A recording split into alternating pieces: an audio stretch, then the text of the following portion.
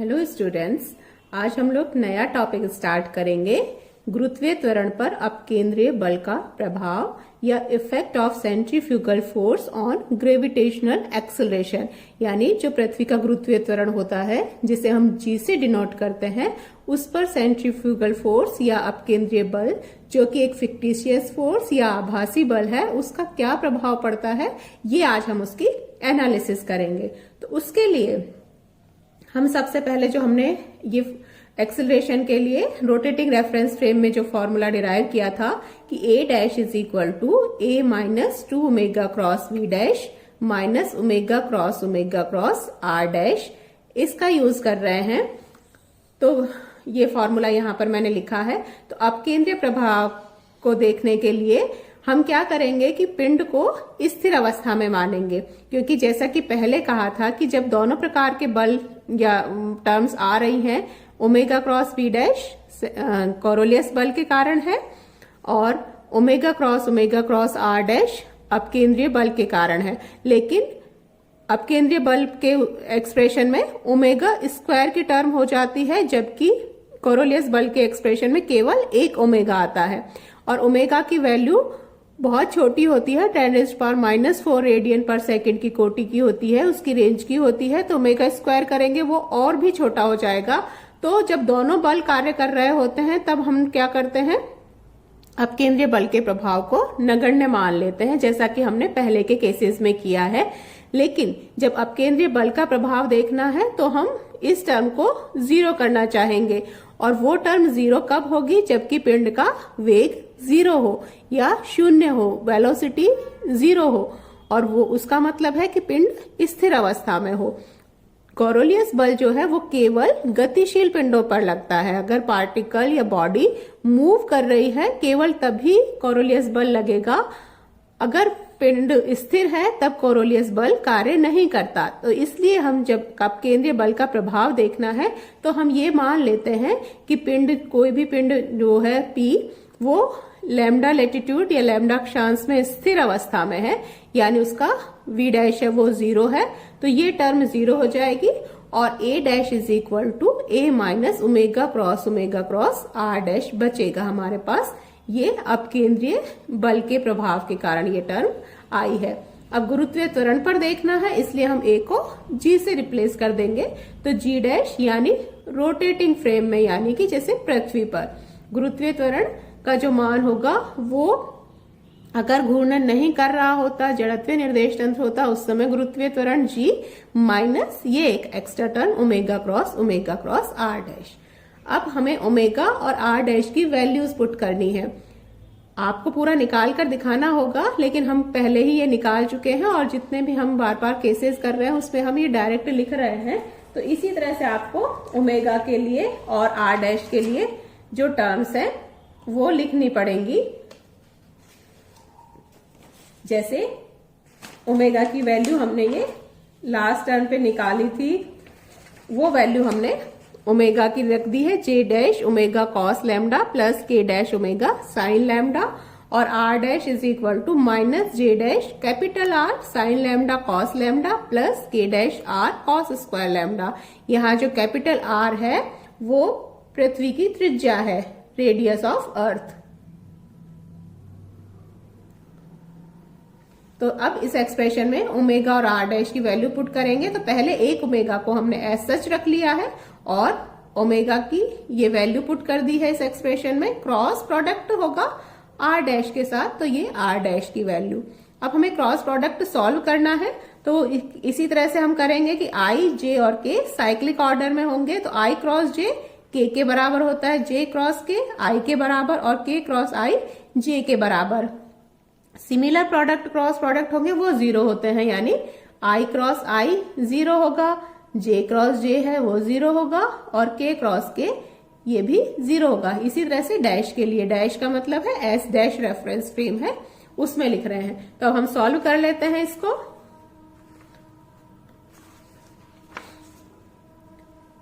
तो g dash is equal to g minus omega cross. अब first term में हम ले रहे हैं इस J dash omega cos lambda का क्रॉस प्रोडक्ट इस टर्म से कर लेते हैं। तो फर्स्ट टर्म आएगी J dash cross J dash और एक माइनस साइन है, तो माइनस मैं यही लिख देती हूं, J dash cross J dash, ये हो गया omega R cos lambda sine lambda. तो omega R cos lambda sine lambda. Second में J dash omega cos lambda का क्रॉस प्रोडक्ट करेंगे, sorry sine lambda cos lambda, ये कॉस लैम्डा 2 बार है तो स्क्वायर में हो जाएगा। J dash omega cos lambda का cross product K dash R cos square lambda के साथ, तो J dash cross K dash, तो सेकंड टर्म हो जाएगी J dash cross K dash omega cos cube lambda, cos lambda इसमें और cos square lambda पहले से था, और एक आर। अब इसी तरह से सेकंड टर्म है, इसका क्रॉस प्रोडक्ट इस पूरी टर्म के साथ करेंगे। तो फर्स्ट टर्म में आएगा K dash cross J dash और माइनस साइन, तो माइनस एस सच रख देते हैं, K dash cross J dash R omega, यहां साइन 2 बार हो रहा है तो sine square lambda cos lambda plus K dash cross K dash omega R sine lambda cos square lambda. तो ये 4 टर्म्स आएंगी, एक बार इस टर्म का इन 2 टर्म्स के साथ किया, दूसरी बार इस टर्म का इसके साथ किया। अब इनको सॉल्व कर लेते हैं। अब जैसे उसी तरह से कि जे डैश क्रॉस जे डैश है, तो ये टर्म क्या होगी, जे डैश क्रॉस जे डैश 0 हो जाएगी, तो इस टर्म को हम सीधे 0 लिख सकते हैं। इसी तरह से K dash cross K dash वाली टर्म है वो भी 0 हो जाएगी, तो G dash is equal to G minus omega cross, यहां बच गया ओमेगा, ये सॉरी ये तो 0 हो गया, J dash cross K dash, तो J dash cross K dash क्या होगा, आई डैश, तो ये I dash omega cos cube lambda R, मैं आर को यही लिख देती, तो omega R cos cube lambda. इसी तरह से K dash cross J dash, तो ये माइनस में आएगा क्योंकि a cross b equals to minus B cross है, तो ये माइनस आई डैश हो जाएगा और माइनस माइनस मिलकर फिर से प्लस बन जाएंगे, तो I dash omega R sine square lambda cos lambda. और थोड़ा सा सॉल्व करते जाते हैं, G minus omega cross, I dash को भी मैं भी बाहर रख देती हूं, omega R cos square lambda cos lambda, cos lambda है, इसको कॉमन ले लेते हैं, ओमेगा आर कॉस लैम्डा दोनों में है, तो यहां बच जाएगा कॉस स्क्वायर लैम्डा प्लस ये सब कॉमन ले चुके, कॉस लैम्डा भी कॉमन ले चुके, तो plus sine square lambda, cos square theta plus sine square theta क्या होता है 1, तो ये टर्म 1 हो जाएगी, तो G dash is equal to G minus I omega cross omega R cos lambda. अब फिर से एक बार वापस उसकी वैल्यू पुट करते हैं, जी माइनस ओमेगा, ओमेगा की वैल्यू थी हमारे पास जे डैश, इसको हटाती हूं अभी, J dash omega cos lambda plus K dash omega sine lambda, cross product I के साथ है ओमेगा आर कॉस लैम्डा। अब G dash is equal to G minus, एक बार टर्म आ जाएगी J dash cross I dash,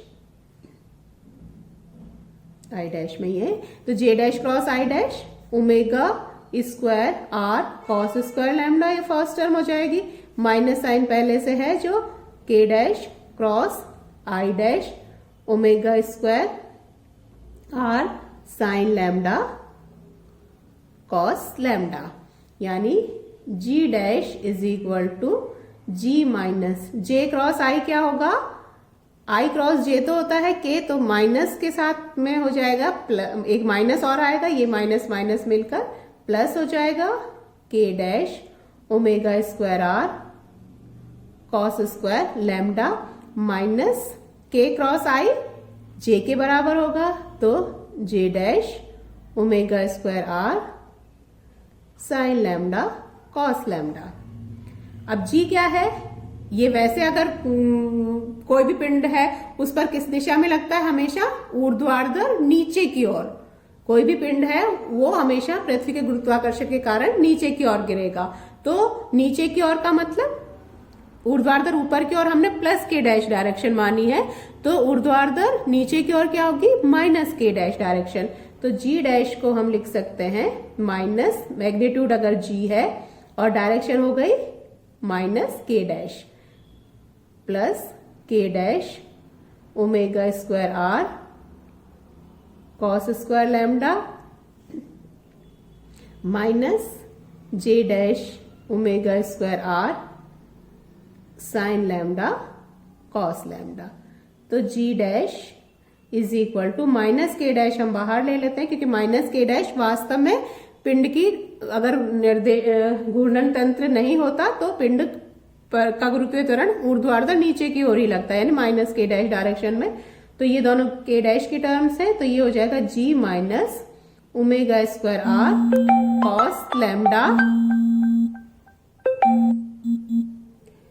cos lambda minus J dash omega square R sine lambda cos lambda. यानी अगर हम इस एक्सप्रेशन को देखें तो इससे पता चलता है कि दोनों तरह के जो गुरुत्वीय त्वरण है उस पर उसकी जो दिशा है उसमें दोनों तरह के टर्म्स। तो अगर इस एक्सप्रेशन को हम ध्यान से देखें तो दो तरह की टर्म्स आ रही है, एक में माइनस के डैश है और एक में माइनस जे डैश है। इसका मतलब क्या हुआ कि ऊर्ध्वाधर अगर गुरुत्वीय त्वरण नहीं पर अगर निर्देश तंत्र घूर्णित नहीं होता तो गुरुत्वीय त्वरण की दिशा केवल क्या होनी चाहिए थी, माइनस के डैश। तो और यहाँ पर सिर्फ जी नहीं है, उसके साथ एक और टर्म है वो माइनस में हो गई है, और साथ में माइनस जे डैश। यानी जे डैश हमने किस दिशा में माना था, एक्स डैश पूर्व दिशा में माना था, जे डैश है वो उत्तर दिशा में। तो माइनस के जे डैश का मतलब दक्षिण दिशा में। तो अगर इसका मतलब हुआ कि जैसे पिंड है उसका अगर गुरुत्वीय त्वरण की दिशा केवल वही होती तो इस तरह से वो गिरता कोई भी पिंड माइनस के डैश डायरेक्शन में, लेकिन अब वो अपनी उससे साउथ में डिस्प्लेस हो जाएगा। ये एंगल मान लीजिए थीटा है, तो ऊर्ध्वाधर ऊपर की ओर, यानी ऊपर की ओर ये इसमें दिशा से पिंड का विचलन या विक्षेपण वो कितना, थीटा जैसे होता है कि आई ए प्लस जे बी। अगर हम एक्स के साथ देखते हैं तो हम क्या करते हैं, टेन थीटा का मान एक्स डायरेक्शन में तो बी अपॉन ए, जिसके साथ देखना भी हम ऊर्ध्वाधर दिशा में देख रहे हैं तो माइनस जे डैश वाली टर्म, माइनस के डैश वाली टर्म है वो नीचे आएगी, तो वो टर्म है minus G minus omega square R cos square lambda, G minus omega square R cos lambda. Cos square ही होना चाहिए था, यहाँ कॉस स्क्वायर था, कॉस स्क्वायर लैम्डा। और इसमें वही हमने ये दिशा देख ली कि उससे नीचे की ओर होगा, तो omega square R sine lambda cos lambda, तो omega square R sine lambda cos lambda. ये टेन थीटा हो जाएगा, या टेन थीटा इक्वल्स टू, इसको हम इस तरह से भी लिख सकते हैं, हाफ से मल्टीप्लाई कर दें, हाफ से डिवाइड कर दें, तो omega square R 2 sine lambda cos lambda upon G minus omega square R cos square lambda. तो ये तो दिशा हो गई। और परिमाण देखें, अभी इसकी एनालिसिस हम डिटेल में बाद में करेंगे। तो परिमाण देखें तो परिमाण में क्या होता है कि जो भी अगर इस तरह से कोई कंपोनेंट दे रखे हैं, कोई वेक्टर है, तो उसका परिणाम क्या होता है, परिमाण इनके स्क्वायर का एडिशन और उसका फिर अंडर रूट, तो यहां भी हम वही करेंगे। तो g minus omega square R cos square lambda इस टर्म का square plus omega square R sine lambda cos lambda इस टर्म का स्क्वायर और इसका अंडर रूट, ये g डैश का परिमाण होगा। तो g डैश, अगर अब हम इसको अप्रोक्सीमेट सॉल्व करेंगे तो यहां देखें तो ओमेगा स्क्वायर इस यहां पर ओमेगा 4 की टर्म आ रही, तो हम इसको एज सच नेग्लेक्ट कर देते हैं। इस टर्म को सॉल्व करेंगे तो या g minus omega square R g minus 2 omega square R cos omega 4 नहीं 2 omega square R cos square lambda plus omega 4 R square cos 4 lambda plus इसी तरह से omega 4 R square sine square lambda cos square lambda. अब चाहे तो हम इसको दोनों को भी सॉल्व कर सकते हैं कि यहां लेंगे तो omega 4 R square cos square common ले लेंगे, cos square lambda plus sine square lambda, और फिर ओमेगा 4 को नेग्लेक्ट करेंगे तो इन दो टर्म्स को हम सीधे ही पहले ही नेग्लेक्ट कर देते हैं। तो g dash is equal to g minus 2 omega square R cos square lambda इसकी पावर 1/2। अब वही हायर ऑर्डर टर्म्स हैं उनको भी नेग्लेक्ट करते हुए तो g dash is equal to g minus omega square R cos square lambda. ये चाहे तो हम इससे सीधे भी कर सकते थे कि जैसे इस टर्म को पहले इस टर्म को नेग्लेक्ट कर दिया तो यही टर्म बचे, क्योंकि इसमें ओमेगा 4 आ रहा था तो यही टर्म बचती, इसका अंडर रूट लेते तो ये g माइनस, तो ये परिमाण हो गया और ये उसके एंगल हुआ कि वो अपने ऊर्ध्वाधर दिशा से कितना विक्षेपित होगा पिंड अपकेंद्रीय बल के कारण। किस तरह के अक्षांश में किस तरह का प्रभाव पड़ता है वो हम नेक्स्ट लेक्चर में करेंगे। आज के लिए अभी इतना ही। Thank you.